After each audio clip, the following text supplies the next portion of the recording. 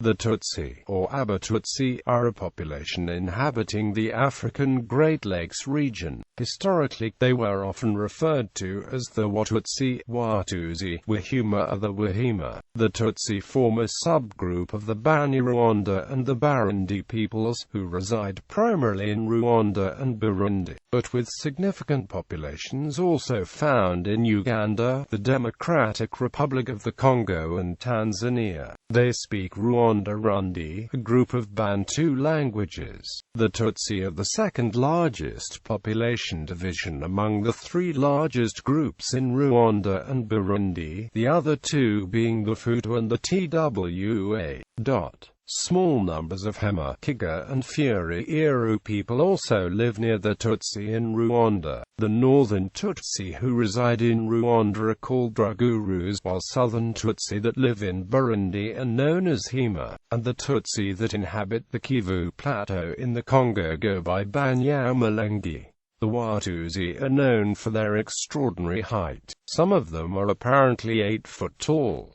Origins and classification. The definitions of Hutu and Tutsi people may have changed through time and location. Social structures were not stable throughout Rwanda, even during colonial times under the Belgian rule. The Tutsi aristocracy or elite was distinguished from Tutsi commoners, and wealthy Hutu were often indistinguishable from upper-class Tutsi. When the European colonists conducted censuses, they wanted to identify the people throughout Rwanda-Burundi according to a simple classification scheme. They defined Tutsi as anyone owning more than 10 kaza with the physical feature of a longer nose, or longer neck, commonly associated with the Tutsi. The Europeans believed that some Tutsis had facial characteristics that were generally atypical of other Bantus. They sought to explain these purported divergent physical traits by postulating admixture with a partial descent from migrants of Caucasoid stock, who usually were said to have arrived in the Great Lakes region from the Horn of Africa and/or North Africa. By contrast, the Europeans considered the majority Hutu to be characteristic Bantu people of Central African origin. The Tutsi have lived in the areas where they are for 400 to 500 years, leading to considerable intermarriage with the Hutu, a Bantu people in the area. To note, the names Hutu and Bantu are not the same, as they imply different things. Due to the history of intermingling and intermarrying of Hutus and Tutsis, ethnographers and historians have lately come to agree that Hutu and Tutsis cannot be properly called distinct ethnic groups. Genetics. Y-DNA. Modern-day genetic studies of the Y chromosome generally indicate that the Tutsi, like the Hutu, are largely of Bantu extraction. Paternal genetic influences associated with the Horn of Africa and North Africa are few, and are ascribed to much earlier inhabitants who were assimilated. However, the Tutsi have considerably more Nilo-Saharan paternal lineages than the Hutu. Trombetta et al. Found 22.2% of E1b1b in a small sample of Tutsis from Burundi, but no bearers of the haplogroup among the local Hutu and Twa populations. The subclade was of the M293 variety, which suggests that the ancestors of Tutsis in this area may have assimilated some South Cushitic pastoralists. Autosomal DNA. In general, the Tutsi appear to share a close genetic kinship with neighboring Bantu populations, particularly the Hutus. However, it is unclear whether this similarity is primarily due to extensive genetic exchanges between these communities through intermarriage, or whether it ultimately stems from common origins. Generations of gene flow obliterated whatever clear-cut physical distinctions may have once existed between these two Bantu peoples, renowned to be height, body build, and facial features. With a spectrum of physical variation in the peoples, Belgian authorities legally mandated ethnic affiliation in the 1920s, based on economic criteria. Formal and discrete social divisions were consequently imposed upon ambiguous biological distinctions. To some extent, the permeability of these categories in the intervening decades helped to reify the biological distinctions, generating a taller elite and a shorter underclass, but with little relation to the gene pools that had existed a few centuries ago. The social categories are thus real, but there is little if any detectable genetic differentiation between Hutu and Tutsi. Tishkoff et al. Found the mixed Hutu and Tutsi samples from Rwanda to be predominantly of Bantu origin, with minor gene flow from Afro-Asiatic communities. History. Prior to the arrival of colonists, Rwanda had been ruled by a Tutsi-dominated monarchy after mid-1600.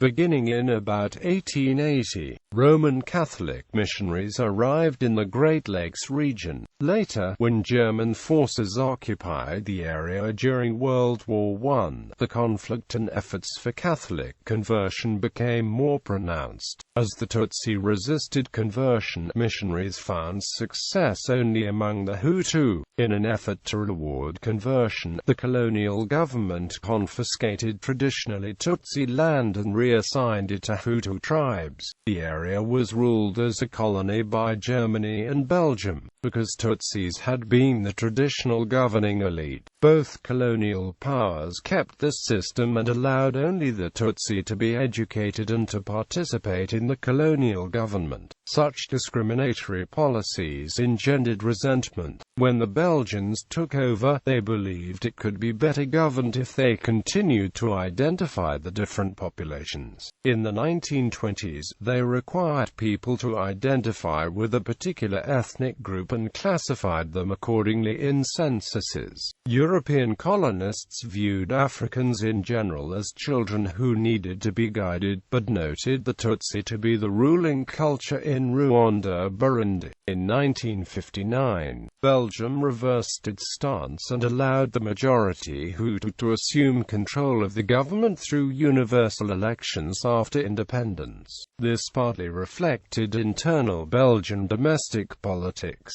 in which the discrimination against the Hutu majority came to be regarded as similar to oppression within Belgium stemming from the Flemish Walloon conflict, and the democratization and empowerment of the Hutu was seen as a just response to the Tutsi domination. Belgian policies wavered and flip-flopped considerably during this period leading up to independence of Burundi and Rwanda. Independence of Rwanda and Burundi. The Hutu majority in Rwanda had revolted against the Tutsi and was able to take power. Tutsis fled and created exile communities outside Rwanda in Uganda and Tanzania. Since Burundi's independence, more extremist Tutsi came to power and oppressed the Hutus, especially those who were educated. Their actions led to the deaths of up to 200,000 Hutus. Overt discrimination from the colonial period was continued by different Rwandan and Burundian governments, including identity cards that distinguished Tutsi and Hutu. Burundi genocide. In 1993, Burundi's first democratically elected president, Melchior Ndadaye, a Hutu, was assassinated by Tutsi officers, as was the person entitled to succeed him under the constitution. This sparked a genocide in Burundi between Hutu political structures and the Tutsi military, in which possibly as many as 25,000 Tutsi were murdered by the former and at least as many were killed by the latter. Since the 2000 Arusha peace process, today in Burundi the Tutsi minority shares power in a more or less equitable manner with the Hutu majority. Traditionally, the Tutsi had held more economic power and controlled the military. Rwanda genocide. A similar pattern of events took place in Rwanda, but the Hutu came to power in 1962. They in turn often oppressed the Tutsi, who fled the country. After the anti-Tutsi violence around 1959 to 1961, Tutsis fled in large numbers. These exiled Tutsi communities gave rise to Tutsi rebel movements.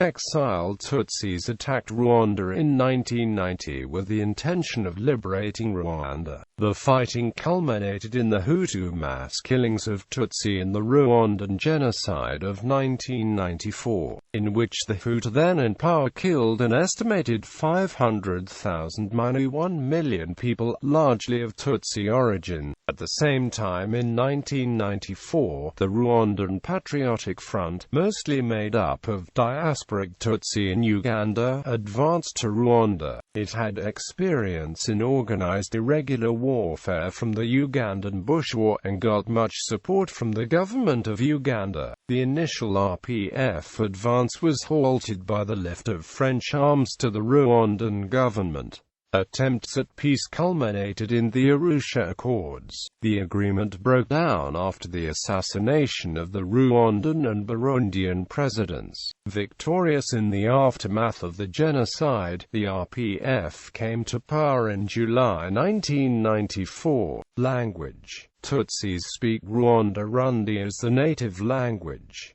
It is a member of the Bantu subgroup of the Niger-Congo family. Rwanda-Rundi is subdivided into the Kinyarwanda and Kirundi dialects, which have been standardized as official languages of Burundi and Rwanda. It is also spoken as a mother tongue by the Hutu and Twa. Additionally, many Tutsis speak French, the third official language of Rwanda and Burundi, as a lingua franca. The Hima speak the same language, but call their language Hima. Culture: in the Rwanda territory, from the 15th century until 1961, the Tutsi were ruled by a king. Belgium abolished the monarchy in response to Hutu activism, following the national referendum that led to independence. By contrast, in the northwestern part of the country, large regional landholders shared power, similar to Ugandan society. Under the Holy King, Tutsi culture traditionally revolved around administering justice and government. They were the only proprietors of cattle, and sustained themselves on their own products. Additionally, their lifestyle afforded them a lot of leisure time, which they spent cultivating the high arts of poetry, weaving and music.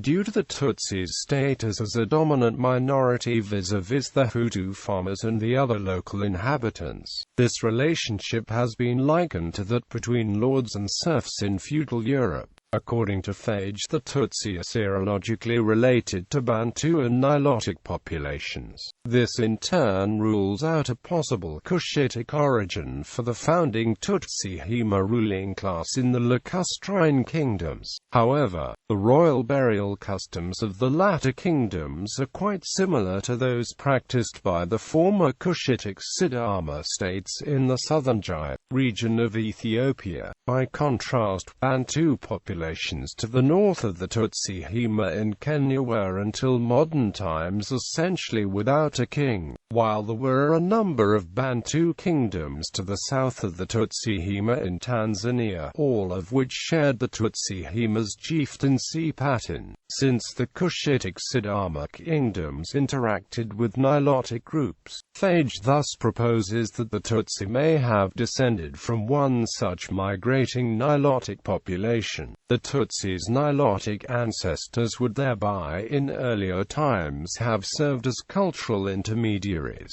adopting some monarchical traditions from adjacent Cushitic kingdoms and subsequently taking those borrowed customs south with them when they first settled amongst Bantu autochthones in the Great Lakes area. However, little difference can be ascertained between the cultures today of the Tutsi and Hutu. Both groups speak the same Bantu language. The rate of intermarriage between the two groups were traditionally very high, and relations were amicable until the 20th century. Many scholars have concluded that the determination of Tutsi was and is mainly an expression of class or caste, rather than ethnicity. As noted above, DNA studies show clearly that the peoples are more closely related to each other than to any other. Differences arose due to social constructs, which create greater differences between the groups. During the 1980s, school principals reported that,